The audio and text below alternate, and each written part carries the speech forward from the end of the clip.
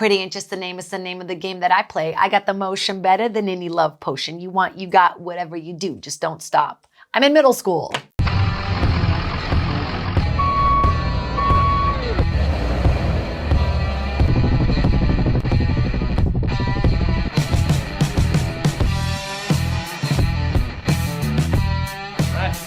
Welcome to Building Friendships. Yeah, damn. Damn, we did it. Damn, Building Friendships. I am your host, John Sosis. I'm here with one of my favorite people.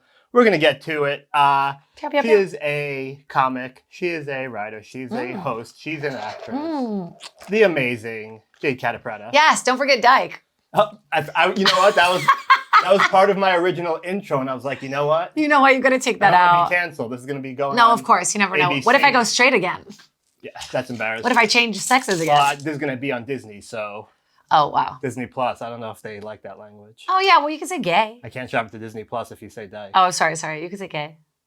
Oh, you got all your little guys already built. Well, Very we cute. started this, so Okay. just getting quickly into what I'm going to be doing. I'm going to be finishing up the Spider-Man set of New York City. That's really cool. And the host of Hotties is going to be doing a food truck, kind of. It's a juice truck. Oh, that's kind of perfect. Yeah. So I'm doing Lego City. It is a Juice truck. juice truck. Look at the With front. this little, it's really cute. This guy's got a little penguin suit on inside, which, you know, it's hot in there, so he's struggling. And It's he's hot got a down little- here. I'm melting. Yeah, you're melting. You already started building. I'm impressed. I have just 2 little pieces, but this is pretty exciting. I have a lot of OCD, so like doing this kind of stuff really soothes me. Like it really It's either going to calms- work for you or it won't. No, it like really calms my OCD down. It's like I've been puzzling a lot. Are you are you into puzzling? I used to do the Puzz 3D. Do you remember that stuff? They had like a Monopoly board. And I completely forgot that. I used to have Puzz 3D. I never liked playing Monopoly. Wait, I messed up. I was starting a different thing. It's not a... Oh, okay. So you have to start at it like front. You start okay. at the front of the book like a normal book. It's not, Oh, I see. It's not like Japanese. yeah, we're not in tempo. I don't know where I started that I was starting. Yeah. Okay, so the people are technically. You would start at the back page. No, maybe. That's how we read Torah, but I don't think there's any Jewish. You know, there is so much Jewish in my personality. Oh God, I was just gonna say. No, yeah, I don't know where I was, but I was okay. So now I'm at the correct page. There you go. Starting it back, putting these little All right. people together. I'm at books. I'm at bag 7, so we're getting there. That's what I was doing. I was doing this bag. Okay, Yeah, thank you for doing this, Jade. this is It's one of fun. my favorites. I'm gonna be sad leaving this place and not bullshitting with you in the hallway. I know, but I have your number and I text you all the Yeah, but time. I'm not gonna We're be still taking gonna be I'm not friends. taking calls. Oh, you're Once I leaving. leave, I'm done. Oh, I forgot to tell you. I'm cutting everybody off. Yeah. No, this is the end for us. That one is awesome. The little is yellow. Jamie Can you Foxx. show them? Oh, cool. Here. So wait, you and I are friends in like industry terms, but like you're not from America, right? You were not born here. No, I was born in São Paulo, Brazil, and then I moved to the United States in 1995 at the ripe age of 12. Wow. So okay, so you're in. I'll put is him that here. where'd you move to? Out here? Charlottesville, Virginia. What a landing. My parents just wanted to invest in me doing comedy. And Was that their plan? Yeah, the trauma worked. The trauma worked. They knew Virginia was the spot. I just started kind of talking about it on stage, which is crazy. I put the wrong face on this guy. Because it's a unique. The thing with comedy that has to happen now, we have to get back to being. There need to be unique experiences being discussed. Yeah, like, because I think at first I was just like, I don't know, not Shaw comic, but like, you know, that's kind of what worked early on for me. So I was like, ooh, laughs, you know. That's So you absolutely kind of what I go did. towards where, you know. My problem was I didn't Yeah. even want the laughs. I was okay with the oohs. Like Me that was too. the I like that Ooh. feeling. It's control. It's a thing with control. Like when other people are uncomfortable, you're not. Yes. You know. So. I'm still trying to get used to the new world of crowd work. I still. Oh, that's where that's where I'm comfy. That's where I want to live. I mean, like Harlan Williams, Bobby Lee, those were the guys that I sort of looked up to. And, you know, Sebastian, like at very first, I was like very scared to do crowd work, but now my whole hour is almost entirely crowd work. I just like people feeling involved and feeling like they're having like a visceral experience. You know, like I want them to like remember it and go home and go like, that was crazy. What was that? Like, here's my you know? here's my thought with that, and specifically for you, like there are people that I think are good stand-ups and know how to write jokes and perform jokes. And you're not one of them. You're not one of them. But if you were, this was no. I think you are. a No, good I know, stand-up, I know, and what I know, I respect no. most about you Yeah. is you're a headlining comic and you're taking comedy classes, like, or you took comedy classes. Don't fucking tell people No. that. I think that's great because people shit on comedy classes. It's like an actor who's already doing. I'm into my craft and I really love the craft and I want to know every angle of it. Like one thing I've never done is late night and that's just a completely different muscle. Yeah. And I think people don't understand that there's different muscles and that you slowly build and look, no offense to these new kids who are like putting out videos and crushing. All right. But like, don't play with my profession, bro. Like, you have to learn every aspect of it. You have to be on the road for at least 2 years before you can headline on your own. Like, don't meet with people about having a special if you don't even have 10 minutes of comedy yet. Well, now they think 10 Who are you? Now they think 10 minutes is a special. Here's my mini special. It's like, no. Sit the fuck down. I mean, it's doing a lot of good things for people and it's giving, there used to be a lot of more television opportunities. Like we had the At Midnights and the panel shows and like the greatest evers and they don't really have that. So I think like the don't tells and those things have become that. So I think it's cool and I'm grateful that they're presenting comics with opportunities. But yeah, at the same time, I'm like, these kids are not putting in their dues. Yeah. But at the same time, it's like almost impossible to get into these clubs. It's almost impossible. Like I asked these kids, I'm like, are you doing the open mics? They're like, dude, I stayed an hour for 2 hours. Like I stayed in line for 2 hours, didn't get a spot, have to work. I don't have time. Paid $25. So I understand it's like, it is harder, put in your dues, but there's still the kids out there that are grinding their little butts off. And I also think it's harder having spent time in the comedy scene in New York. I think that it's a lot easier there not having to deal with driving and parking all the time. Yeah, you can be more broke and be a comic. And also walk out places, here, you're dealing, like if you throw a rock, you're going to hit a comic, which in New York, it's not like that at all. The comics hang out in very specific groups at the club. I haven't been out there in a while. I'm going to be there in October, do a little week. Oh, you are? Yeah. Fun. Let me know where you are so I can avoid it, okay? Yeah, no, please do. Please do. Solid. So no, I'm really excited. You moved here at 12. America at 12, Virginia. Did you speak any English? 0. Okay, no, that's not true. I knew how to say like cool and blue. Which is all you need in junior high. Yeah, Did you start in junior high? Middle school. Oh, no. But yeah, junior high. Oh, was that junior high? Yeah. That immigrant. Oh, you're from Virginia. It's called middle school there. Yeah, middle school. Middle school. How was that? Horrible. No, I started actually in grade school. It was 5th grade. Okay.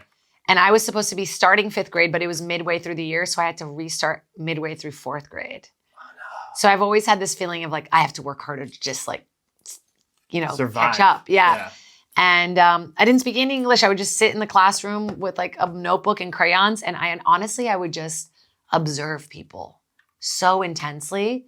And I think that's why I got into stand-up because first of all, I didn't have the language and now the language is my weapon, which is cool. And I would just stare at people and their mannerisms. And then I learned English pretty quickly. By 6th grade, I was like fluent and popular and had like my own little group of like bitch girlfriends. And it was just Jack, Jade, Ashley, Carolyn, Kate. And wait, what? We call ourselves Just Jack or Jack for short. Jade, Ashley, Carolyn, Kate. Oh no, I hate that so much. I know. We had a song. It was Pretty Hot and Tempting. And I was the pretty part, so I would go, pretty, pretty. Pretty ain't just the name, it's the name of the game that I play. I got the motion better than any love potion. You got whatever you do, just don't stop. I'm in middle school. How long have you been in the country? Was this your... This was like my first year. Was this how you saw America? Did you think this was this is every America. Like, this is what we do. We get into little gangs. Yes. And I was like, I had Brazilian friends visit and I was like, I'm American now. I eat bacon for breakfast. Like, I was so mean to her. I just recently reconnected with her and I was like, I'm so sorry. She's like, no, you were fine. You were like, trying to fit in and do your thing. I'm like, I know, but I'm really sorry. But I was going to ask the opposite. Did anybody bully you being the new kid that you can now look back and be like, oh yeah, I was on The Soup. I was on Hotties. I'm all over the place. Yes, I had this girl. I know her full name still. When I walked into 5th grade or 4.5 grade, whatever it was, she walked up to me and smelled me, like sniffed me. Like, and I just stood there. Like, I didn't know what was going on. Now you pay for that kind of action. And now people are paying big bucks to smell my armpits. I let them do it for free just because I'm kinky. Jesus. But no, sorry, Disney. But yeah, and then this girl, Michelle, bullied me like my entire existence. She'd just be like, go back to your country. I'm like, you don't even know where Brazil is. Oh, she pulled one of those on you. Yeah, and she would we had these cubbies with our gym clothes. Did you guys ever have that? Yeah. Like, where you we didn't. I didn't start changing into gym clothes until high school. I was yeah. I was bullied also, so like my weight prevented me from. Right. So, but other kids did it. You just didn't do it. Yeah. Really? Or the most disgusting thing in junior high is I used to wear my gym clothes underneath my regular clothes. No. Take it off. They're like, why does he smell? Yeah, and then put my clothing back on. I don't think I was old enough to have a smell yet. It was 6th grade. Right. You didn't have like hormones or like puberty. I remember where I looked like. Do you remember that episode of Friends where Joey's wearing? Where it's like a bunch of clothes. Clothing? That's what it looked like. That's I looked really even funny. as if I wasn't fat enough. I was wearing my gym. You're doing yourself a disservice, basically. Yeah, it was not great. Like, why does that kid have layers of clothes on? So we had these cubbies, and she would take mine out of the cubby and pee on it and put it back in my cubby. What? Pee on my gym clothes. Like, why? Why are you doing this? You went to school in a prison? Yeah, it was like just juvie? like so aggressive. I was like, why do you hate me so much? She just like, I think she just hated that I was like, spoke a different language, was from a different country. I don't know. But then we had a mutual friend die and she was like, I'm so sorry I bullied you your whole life. I'm like, it's cool. But I did have like my like ha ha ha moment. I was back in Virginia and I never like really left the house when I was home. Yeah. My sister's like, you got to come to this party. Everybody from high school is going to be there. I'm like, hooray. Oh, man. You weren't excited? I would have been. No, I was like, because at this point I was like working and I had a Bud Light commercial running. That was like really good one. And it played on like multiple TVs at this bar, at this party. And everyone was like, what? And I was like, want to pee on my clothes now? Want to pee on my clothes now? Like, relax.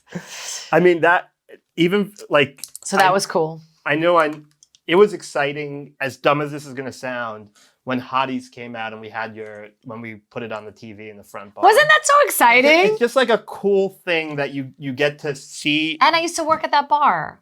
So it's like I forgot you worked there. So that was Yeah, I didn't go to my high school reunion, but I definitely had. In high school, I wasn't bullied. High school, I joined the football team to make sure I wasn't bullied.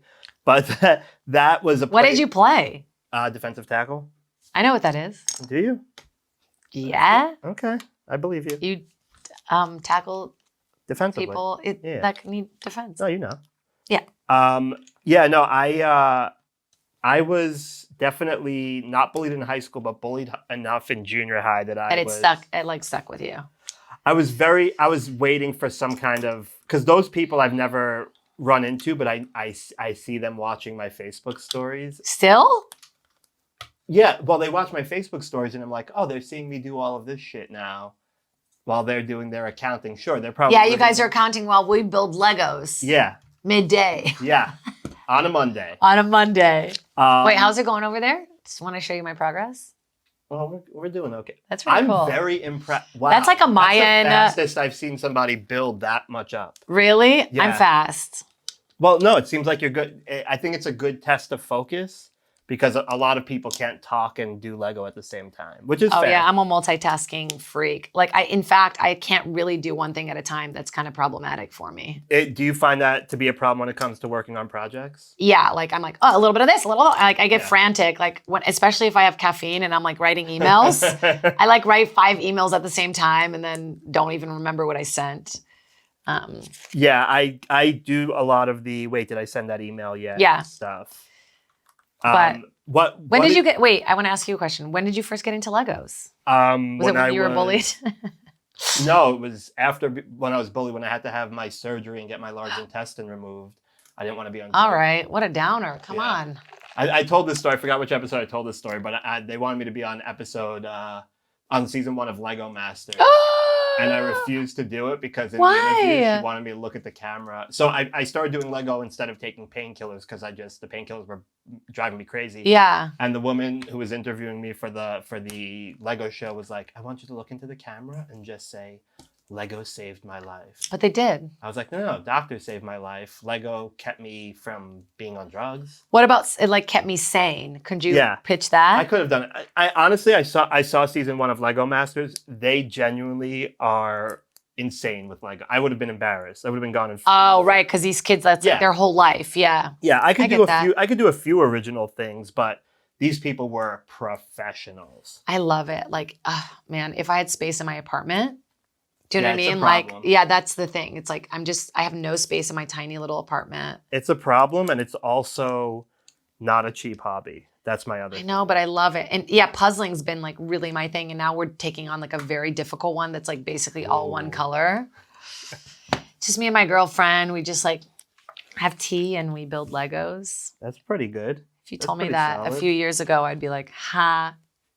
I mean, because we were talking when you, I guess, when you were dating the other guy and then newly single. Yeah. And now I'm a little annoyed that you're so happy, but you are I know, I happy. can't believe it. I did not so want a annoying. relationship and I'm like so happy. Like I just stare at her. I'm like, I can't believe you're my girlfriend. Because like, you know how you know when there are people that when they bring their boyfriend around their place of work, like to the store, the guys are just following the girl around like a little puppy, and you don't introduce them. It's just like this little guy following you, and you're like, okay, I guess that's. Oh yeah. You've introduced me to your girlfriend 8 times already. I know. I'm so proud of her. We look at each other and we're like, yes, good to see you again. I just like I can't even believe she's dating me. She's so much cooler than me. She is, but also I don't think you give yourself enough credit for how cool she's so cool and talented and calm and like hot. She is. She seems like she has her shit together. She really does. Which is she nice. really does. And it's making me a little more private, like in a way, in a healthy way. Not really. Good. Not really. That's a lie. Have you, in any of your relationships, not just with her, have you had to have that conversation where they're like, listen, I need this to just be between us? Like, because you're taking stuff to the No, side. I mean, my ex was like, on a reality show when I met him. I met him making fun of him on The Soup. So he loved it. Like, he just got such a kick out of it. So it was kind of fun, But with her, I think I for myself, want to be a little more private. And I think like really early on, she was like, I'm scared that you'll like talk about our sex life on stage. And now that's all I want to talk about, obviously, but I won't because. But it's good that she told you that. But what I think happens a lot is people don't talk about that. Yeah. And then you'll just take it as a free invite to go do it. And then it ends up fucking things up. Yeah. And now like when I write a joke, I'm like, hey, is this cool? Are you comfortable with this? Like, and I was like super uncomfortable with her coming to even see me do comedy because what she does is so much cooler. And then I'm like, in my pussy. And she's, and sitting in the audience like, it's good. Like all her friends came, her best friend came and he loves comedy and he's like super like outgoing and he was like, that was awesome. And I was like, how was it? What did you think? And she was like, it was good. And like really hurt my feelings. So I was like hesitant to bring her out. But now she's like, I think she understands that it's like a job and she likes seeing me up there. She's like, you're a boss. You're a boss. She says that. I think there's something very, at one point before, there was a point where I wanted to date a comic. There's something about a girl just taking complete control of a stage. And I think that's what girls find attractive with these comics, you know? And like, I never really understood, like, now that I'm up there and I'm like, I'm gay, blah, blah, blah. Like, women are just throwing themselves at me. Are you gay? Is that, I guess, gay? I mean, I'm pan. Yeah. I've always been pan, but I've never really lived. I guess I still look at gay as like strictly gay. I've never lived like a fully gay lifestyle. And like, it just really suits me. I feel really good in my skin right now. I just feel like, I feel really calm. I just feel good. Like, I kiss my girlfriend, I make her a little breakfast sandwich, and I'm just like so content with my life. Yeah. That's literally all you can ask for when it comes to like relationships. And I'm kind of like loving the strike. Is that weird? I just feel like everyone's... That's not good. That is not good. Yeah. I just feel it's like, hey, I'm not working. Nobody's working. It's great. Well, I'm not going to lie. It's exactly how I felt during the pandemic. I know. I liked it. I'm thriving. I guess the strike's a little better because people are just going poor as opposed to dying. No, that's horrible. I obviously don't want people to be poor. And I know it's a horrible thing. We're fighting for our industry. No, there's just something about being able to take a communal break. Why do I have all these extra pieces? Do you have like a puzzle technique that you go with? With Lego, if I wasn't doing it here and I was doing it alone in my own thing. You'd be naked? I would be naked, but I'd make it a lot harder for myself, and I tend to mix the bags, so it takes time for me to find That's fun. I like challenges like that. But a lot of people separate by colors, and they have their own techniques. I feel like if you separate it by colors, if I just paid $200 for a set, I don't want it to go by quickly. Yeah, that's how I feel with like a good TV show. Sometimes I feel bad when I want to milk TV shows that I like a little longer. Like, especially if I know it was canceled and I'm not catching up to something that like a new season's coming out. What's your favorite TV show? You know what I was just talking about a show? Well, right now I'm watching Virgo. It's so good. About the like 13-foot tall black dude. It's like really whimsical and really good. Oh my God, you have to watch it. Okay, I've never heard of it, so I'm intrigued. Yeah, like we saw it. I think we saw it previewed during like a movie and we're like, what is that? That looks so good. Also, a show that never came back, Utopia. Did you ever watch that? Utopia? No, not Euphoria. No, Utopia. Never heard of Utopia. Euphoria is going to be is a great rough one to come back. Yeah. No, yeah, Utopia. It only had one season. It was like about conspiracy theories. And it was so good. Are you I wish they would bring it back. Theories? I'm no Sam Tripoli, but like, you know. Sam is a good one for that. He has his podcast with Callan, and sometimes I'm just like, it's a little too much. Like, I'm curious what they are. I don't believe in them, but I absolutely want to hear what people are thinking. Yeah, like, you know, I want to see what these aliens look like that we have. Okay, so you believe in the aliens. I mean, I want to believe in like stuff. I mean, why not? I have such a crazy imagination. Like, I want to believe in this stuff. But yeah, there is that very practical side of me that's like, show it to me. Prove it. I mean, the amount of people that we're watching videos get into fights on planes, I'm like, if there were aliens, we would know by now. Nobody could keep their goddamn mouth shut. I mean... I refuse. What about the Men in Black? That's a good point. I don't believe in anything, but I think the Men in Black are real. I mean, what about the Men in Black? We have 800 different edited videos of Will Smith punching Chris Rock, but we don't have one video. One video of the aliens. Like, come on.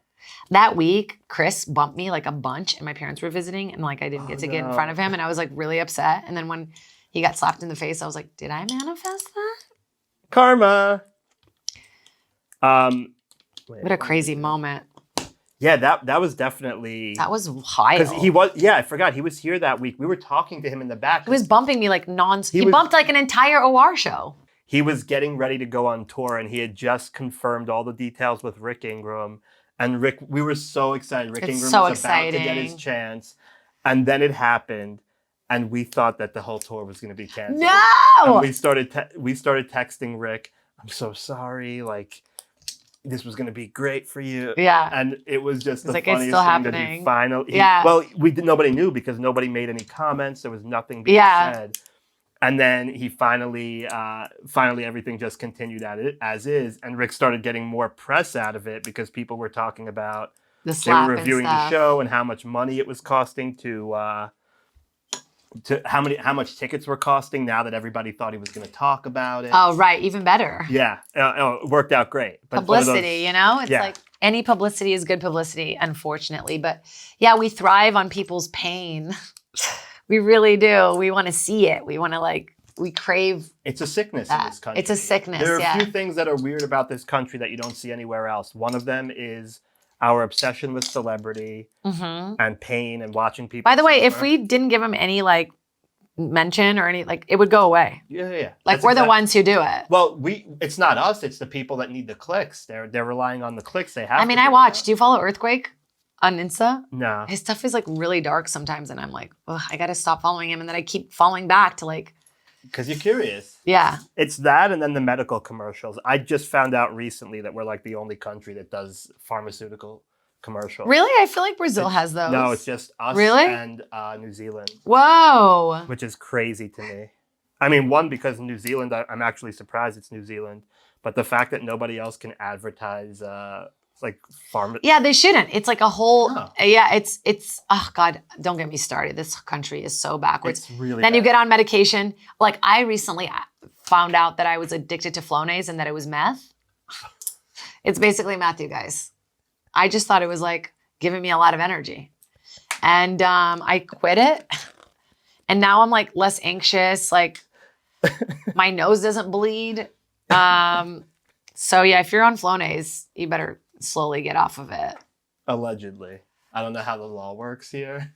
I don't want you accusing Flonase of being meth and then... I mean, I was looking at the side effects and it's depression, hormonal imbalance. Well, I know what? That's a running joke in people's acts, but the amount of side effects that a drug has that are worse than the actual thing you're trying to cure... Yeah, it's ridiculous. ...is genuinely mind-blowing. I don't want to brag, but these stickers are going on very smoothly. I also love stuff that's I was yearbook editor.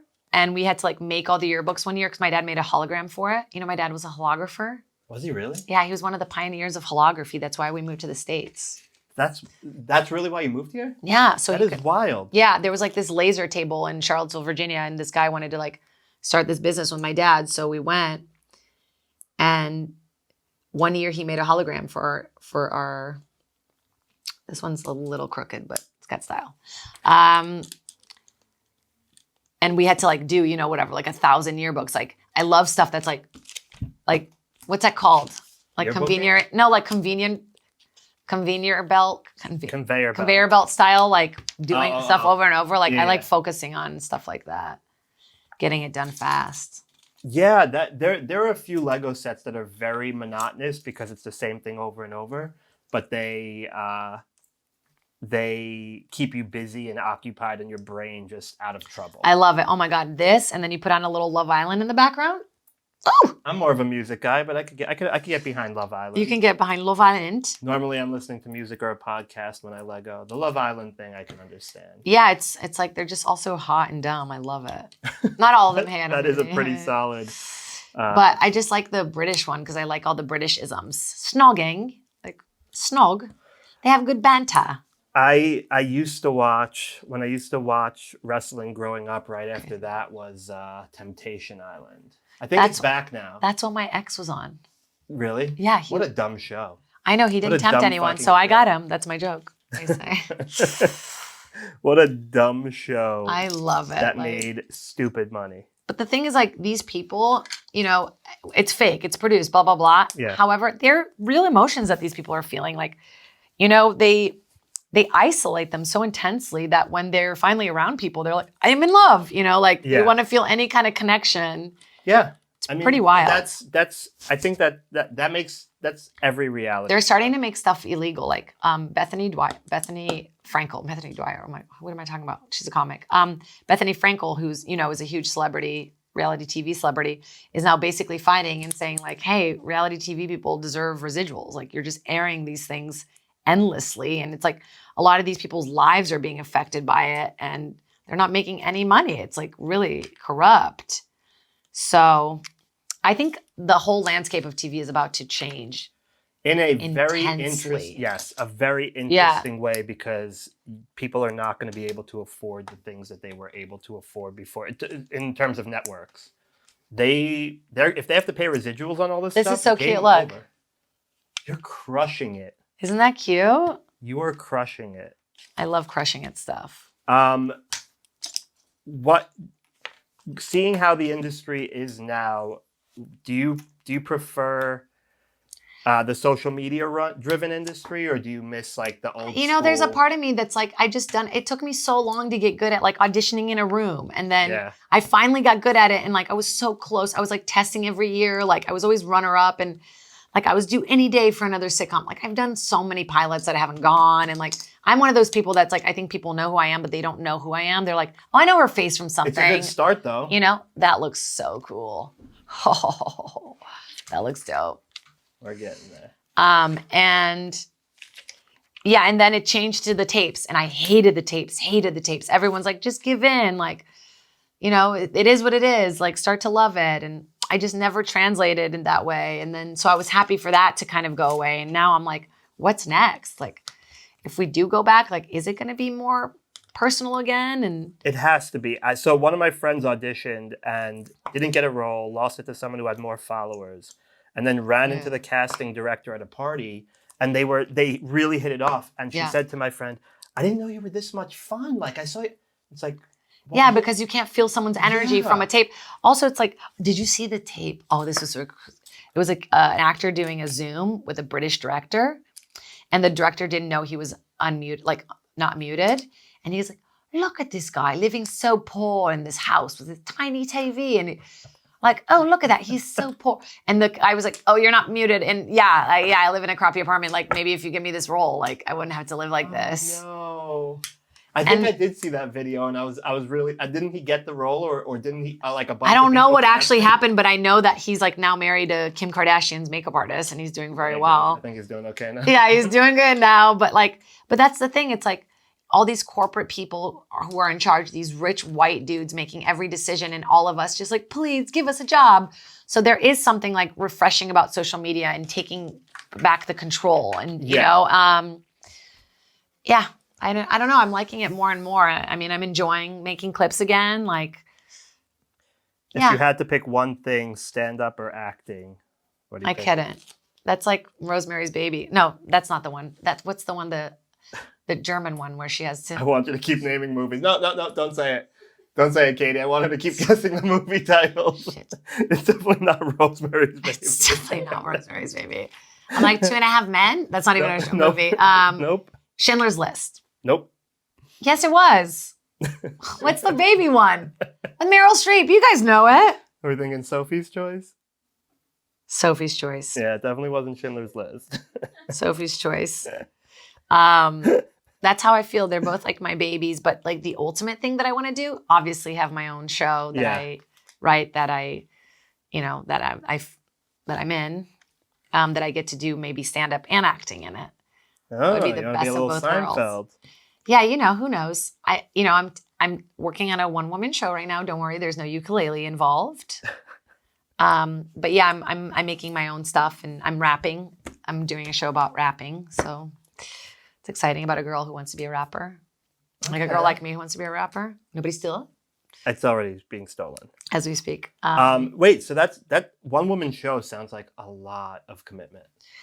Yeah, but I'm on the road already, and I would like to take out a specific show that's not just me doing stand-up. Yeah. So there's something exciting about that and developing it. And I have a really good new manager who's like finally a comedy manager who cares a lot about me. There you go. She's really helping. And yeah, so I'm just like seeing what I can make.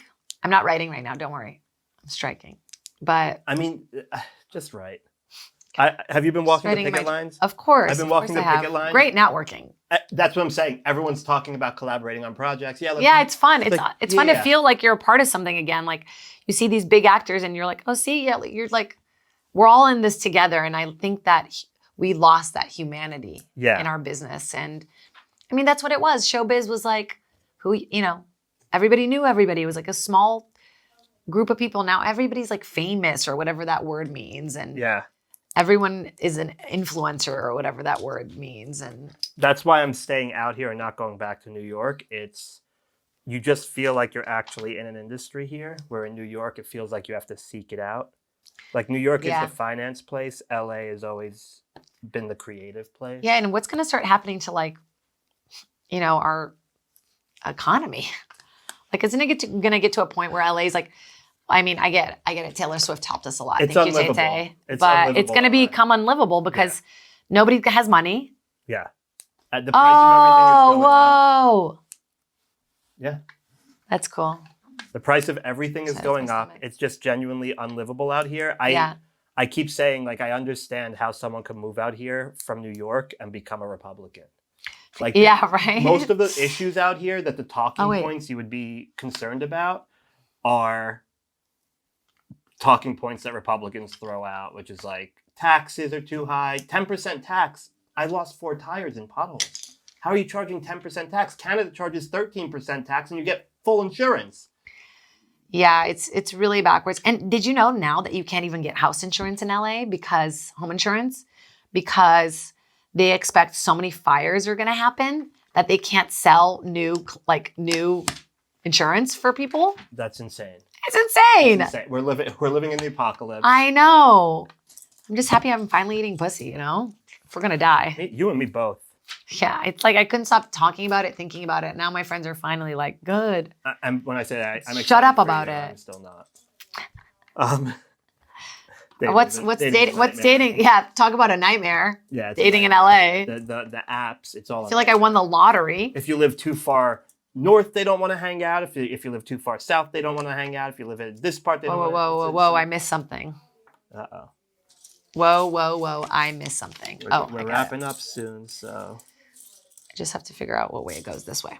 All right. So the last question that I ask everybody. I mean, I'm not going to stop until I'm done, so you got to keep going. Sorry. All right. Well, I guess there goes that. Yeah. Sorry. I'm not gonna. I can't. Speaking of. You think I can walk away from this? Speaking of euphoria. Yeah. Zendaya. Oh, hey Zay. She's so cool. I'm missing a piece. We're going to finish up here, and you could finish it before we go grab food. Wait, babe, I'm missing one. No, you're not, babe. What are you looking for?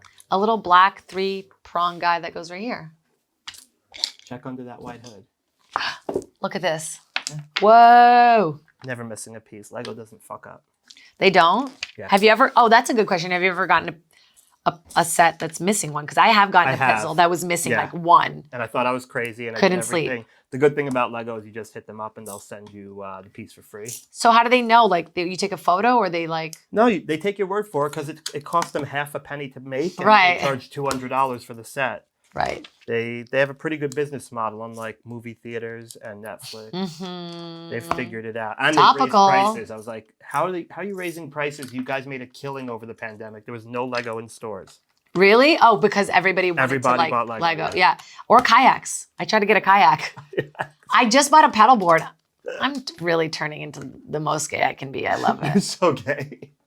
Like I'm just paddleboarding, walking my dog, wearing That's so Tevas. funny. Kayaks. Oh, man.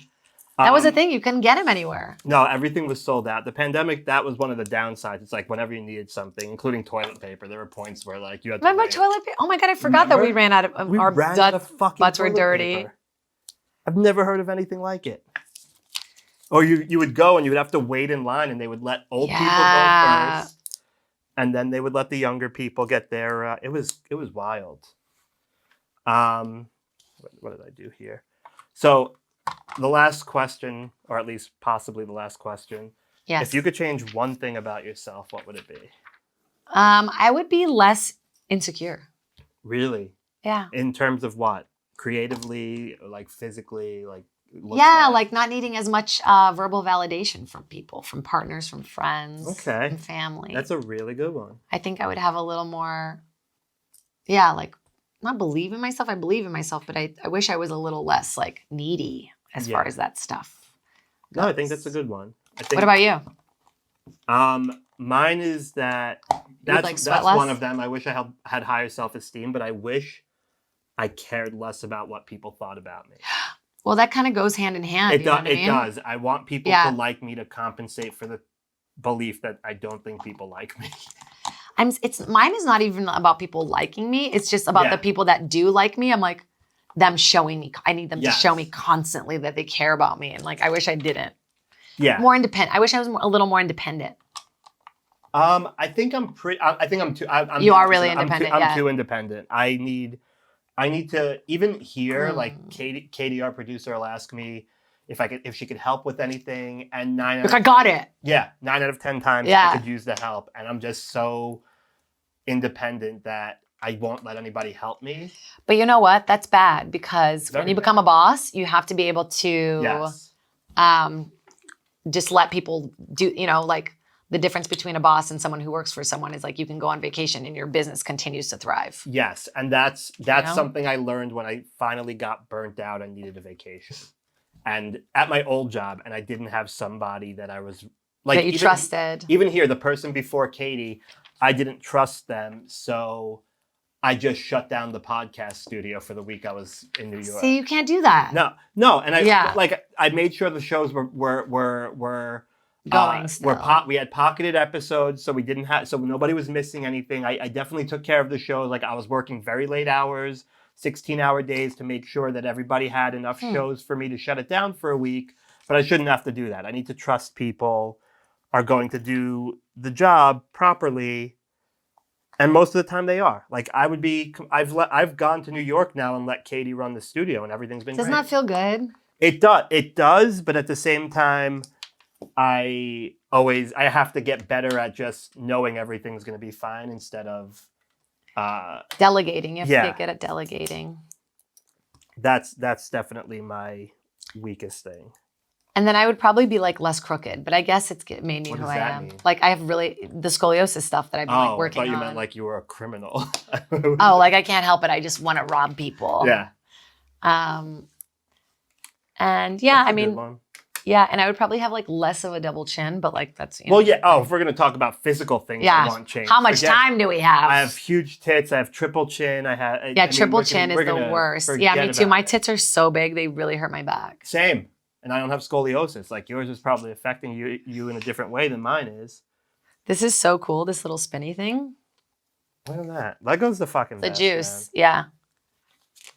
Lego is the best. Okay, now I'm putting on the wheels. You're basically done. I'm basically done. This is pretty exciting. This is fun. I'm such a little kid. No, but you have to appreciate this kind of stuff because you don't want to. I think it keeps us a little bit young to. It's good for our brains. It's like, Yeah. you know, when dogs have like a bone that they're constantly chewing. Like, Yep. I don't want to just become like the days that I'm on my phone, like from waking up, I'm like kind of more depressed than the days that I'm not. Absolutely. And It's wild. I'm getting into this now that I'm leaving my job. You either wake up depressed or you don't. Oh yeah, no, I always wake up depressed. I have a thing. By the way, there was a study where so we don't get enough oxygen to our brains. So it's really important to like get up and go like put literally oxygen in your brain. And then another thing is going outside and letting your calibration like rewire. So like your eyes being in the sunlight without glasses tells your brain like it's morning time. You should be good. Like giving you adrenaline, giving you like, so. The walks do help. When I first do my thing in the morning. walk, Yeah. Yeah. Okay, cool. This is cool. You're almost done. I got to take this out, put this little guy in so you can drive. Driving with a drink in your hand? I don't know. That could be kind of dangerous, but LA. we're going to go for it. Very, very LA. Okay, he's in. You are the first person to complete a set on an episode. No! Yeah. That's so sick. I am crazy impressed right now. Thank you so much. Okay, we're in. All right, let's wrap it up. You beat me before I can finish this set. I don't know where this girl goes, but I'm just going to put her on top. She's buying. I have a few left, but... Hold on. I don't want to... This is not all the way in. Okay. So now I have these little extras. Those just... It's in case you drop a piece or lose a piece. Because they're tiny? Yeah. So, you beautiful. Look at us. I am very impressed. That's so cute. That looks amazing. She did it. She fucking did it. I feel like one thing looks weird. No, it looks good. It's fine. And then these little windows open, which is cool. And then, I don't know why these, and these also open, but look, this opens. That's pretty cool. That's how you get the penguin in. He's driving right now, so I'm going to put her inside. That makes sense. Cool. Well, you crushed it. Jade, where can they find you? Thank you for having me. Across all social platforms at Jade Catta-Preta. I'll be in Vegas at the Jimmy Kimmel's Comedy Club October 5th through the 9th for Gay Pride there. It's going to be very exciting. You don't have to say Gay Pride. It's just Pride. That's gay. That's gay. Yeah. They didn't have Pride yet? What's going on? Their Pride is in October. We like to milk it. In Vegas, there's other things going on, so I'll be there. In June. And then I'll be in New York October 16th through the 21st performing all over the place. So come check me out there at jadecatta.com for tickets. And my OnlyFans is, you'll have to find out. I'm just kidding. I don't have an OnlyFans. I mean, but there are way worse things that you could be doing. Get a photo of it. Huh? Like what? Like comedy? Yeah. You can find me at Jade Sosis. You can follow us on Building Friendship series on Instagram. And yeah, we'll see you next time. Thank you, Jade. Bye.